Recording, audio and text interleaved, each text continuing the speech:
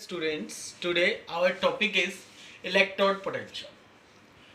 Last topic में हमने galvanic cell पढ़ा था, उससे ही रिलेटेड टॉपिक है ये आपका इलेक्ट्रोड पोटेंशियल। अब इलेक्ट्रोड पोटेंशियल क्या होता है कि आपने उस लेक्चर के अंदर स्टडी किया था कि हमारे पास क्या होता है, बीकर होता है और उसके अंदर क्या होती है कि इलेक्ट्रोड होती है। ये इलेक्ट्रोड, अब इस इलेक्ट्रोड को एक सोल्यूशन के अंदर क्या किया गया, डिप किया गया। Suppose that this is zinc electrode and the solution is zinc sulphate. अब जब इस इलेक्ट्रोड को मैंने इस सोल्यूशन के अंदर डिप किया, इसके अंदर क्या होगी, या ऑक्सीडेशन होगी या रिडक्शन। इट मींस या तो ये इलेक्ट्रोड जो है इलेक्ट्रॉन को लूज करेगी या गेन करेगी। अगर ये इलेक्ट्रॉन को लूज करती है, अगर ये इलेक्ट्रॉन को लूज करती है, मींस ये जो Zn है, Zn किस में चेंज हो रहा है, Zn2 पॉजिटिव।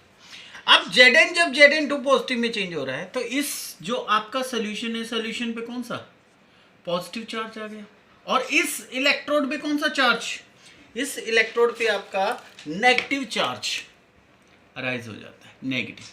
अब इस सोल्यूशन के अंदर और इस इलेक्ट्रोड के अंदर एक चार्ज डिफरेंस आ गया, मीन्स एक पोटेंशियल डिफरेंस क्या हो गया, डेवलप हो गया। अब the potential difference between electrode and solution is known as electrode potential, is known as electrode potential. Simply आपने क्या बताना है कि द चार्ज डिफरेंस, और you can say potential difference between the solution and the electrode is known as electrode potential. We have two type of electrode potential. अब क्या है, अब इस जो आपको मैंने इलेक्ट्रोड पोटेंशियल बताया है, अब इसके ऊपर क्या हो रही है, ये इलेक्ट्रॉन को लूज कर रहे हैं तो इसके ऊपर क्या हो रही है, ऑक्सीडेशन। तो जिस पे ऑक्सीडेशन हो रही है उसको क्या बोलेंगे, oxidation electrode potential, oxidation electrode potential, potential. ऐसे ही same as suppose that we have copper electrode और इसको किस में डिप किया हुआ है, कॉपर सल्फेट सोल्यूशन। अब ये क्या कर रहा है, सोल्यूशन, जो सोल्यूशन है हमारा उसके अंदर क्या है, ये कॉपर सल्फेट। अब कॉपर सल्फेट के अंदर Cu किस फॉर्म में, Cu2 पॉजिटिव फॉर्म में, और जो इलेक्ट्रोड में इसमें कौन सी फॉर्म में, Cu में।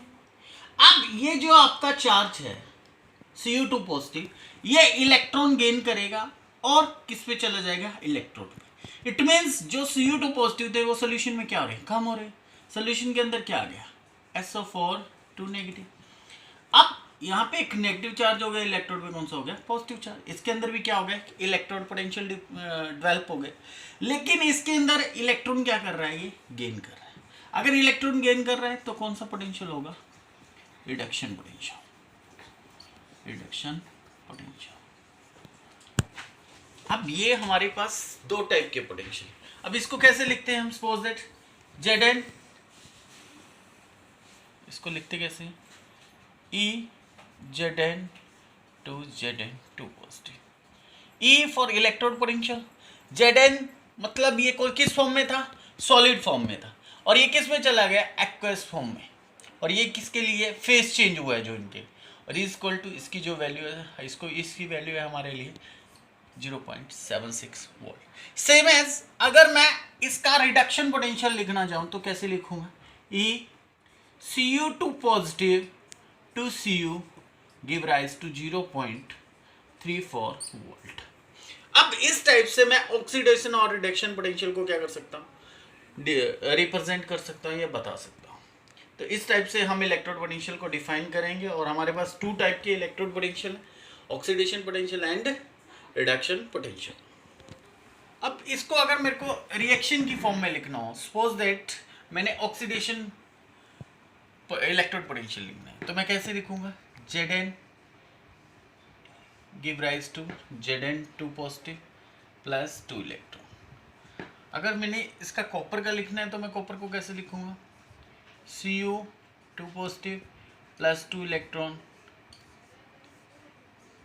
यहाँ पे किसका, जो जो साइन है आपका वो किस चीज़ का है, इक्विलिब्रियम का, कि ये क्या रिप्रेजेंट कर रहा है, इक्विलिब्रियम, कि अगर हमारे पास जिंक सॉलिड फॉर्म में ज़्यादा है तो इसका जो ये ऑक्सीडेशन पोटेंशियल है वो क्या होगा, ज़्यादा होगा। लेकिन अगर मैंने इसके अंदर जो कॉन्सेंट्रेशन है जिंक 2 पॉजिटिव की वो इंक्रीज हो गई तो रिएक्शन क्या हो गई, बैकवर्ड होगी। अगर रिएक्शन बैकवर्ड होगी तो ये दोबारा से किस फॉर्म में आ गया, जिंक में। अब जब ये रिएक्शन बैकवर्ड होगी तो ऑक्सीडेशन पोटेंशियल क्या होगा, डिक्रीज होगा आपका। सेम एज कॉपर के फॉर्म में, कि कॉपर 2 पॉजिटिव से किस पे जा रहा है, कॉपर पे जा रहा है। अब अगर इस इक्वेशन के अंदर कॉपर 2 पॉजिटिव ज्यादा है, अगर सोल्यूशन के अंदर कॉपर 2 पॉजिटिव ज्यादा है तो वो किस में चेंज होंगे, copper. It means reduction potential क्या होगा, इंक्रीज होगा।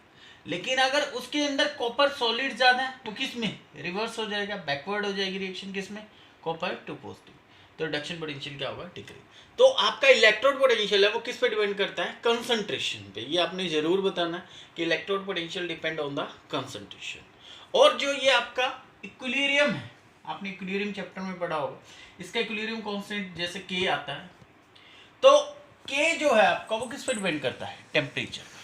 तो इलेक्ट्रोड पोटेंशियल किस पे डिपेंड करता है, टेम्परेचर। तो आप ये दो फैक्टर बता सकते हो कि एक तो जो आपका इलेक्ट्रोड पोटेंशियल है वो कंसंट्रेशन पे डिपेंड करता है, सेकंड वन इज टेम्परेचर। अब इसके बाद जो नेक्स्ट टॉपिक है वो आपका है EMF of a cell. Next topic है हमारा EMF. EMF the full form of EMF is electromotive force. In case of chemistry EMF क्या होती है कि ये मेरे पास एक गैल्वेनिक सेल। अब इस सर्किट को मैंने अभी तक इसके अंदर क्या किया, इसको स्टार्ट नहीं करवाया, इसके अंदर करंट नहीं पास हुआ। इट मींस इससे पहले का जो इस सॉल्यूशन, ये वाले सॉल्यूशन और इस सॉल्यूशन का क्या है, जो पोटेंशियल डिफरेंस है, जो पोटेंशियल डिफरेंस है इस सॉल्यूशन का और इस सॉल्यूशन, इसको क्या बोलते हैं, ईएमएफ। ये फिर सर्किट को स्टार्ट होने से पहले का जो डिफरेंस है उसको क्या बोलते हैं, ईएमएफ, इलेक्ट्रोमोटिव फोर्स। ये थ्योरेटिकली जो ईएमएफ है मैं बताता हूं आपको आगे। एक सेल पोटेंशियल होता है इसे। सेल पोटेंशियल क्या है, सेल पोटेंशियल जब सर्किट ऑन हो जाएगा फिर दोनों का जो डिफरेंस होगा उसको क्या बोलते हैं, सेल पोटेंशियल। ये थ्योरेटिकली तो अलग अलग है लेकिन न्यूमेरिकल में इनको हम सेम मानते हैं कि हाँ दोनों की वैल्यू क्या है, सेम। लेकिन हमेशा जो ईएमएफ है वो हमेशा ज़्यादा होगा किससे, सेल पोटेंशियल से।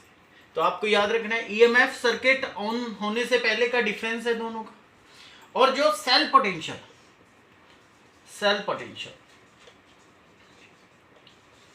वो सर्किट ऑन हो गया, अब ये स्टार्ट हो गया सर्किट। अब इन दोनों का जो डिफरेंस है, पोटेंशियल डिफरेंस है, उसको क्या बोलेंगे, सेल पोटेंशियल। अब इस जो आपका ईएमएफ और सेल पोटेंशियल है इसका फॉर्मूला क्या है, E cell is equal to E cathode minus E anode. Cathode means जिसके ऊपर क्या हो रही है, रिडक्शन। आपने जो ये वैल्यू लेनी है, ये ई कैथोड मींस ये ऐसा स्टैंडर्ड रिडक्शन पोटेंशियल जो आपने यूज करनी है यहाँ पे, standard reduction potential of cathode, standard reduction potential of anode. दोनों आपने जो वैल्यू लेनी है वो क्या लेनी है, रिडक्शन में लेनी है। रिडक्शन मींस अपने इसके अंदर रिडक्शन पोटेंशियल, सॉरी स्टैंडर्ड तो स्टैंडर्ड की टर्म के लिए यूज करना है हमने, reduction potential of cathode minus reduction potential of anode. अब ये कैसे लेने हैं आपको, मान लो मेरे पास वैल्यू है E Zn to Zn2 positive is equal to 0.761। अब यहाँ पे इसका क्या है, 0 है, इसकी ऑक्सीडेशन नंबर, यहाँ पे क्या है 2 पॉजिटिव, मींस ऑक्सीडेशन नंबर क्या हो रहा है, इंक्रीज हो रहा है।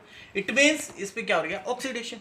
अब ये कौन सा पोटेंशियल है, ऑक्सीडेशन। अगर मेरे को इसको कन्वर्ट करना है रिडक्शन पोटेंशियल में तो मैं क्या करूँगा, ई Zn2 पॉजिटिव टू Zn, इसका साइन जो आपका ये पॉजिटिव था पहले, अब क्या हो गया माइनस, तो ये क्या हो गया, इसका रिडक्शन पोटेंशियल में चेंज हो गया।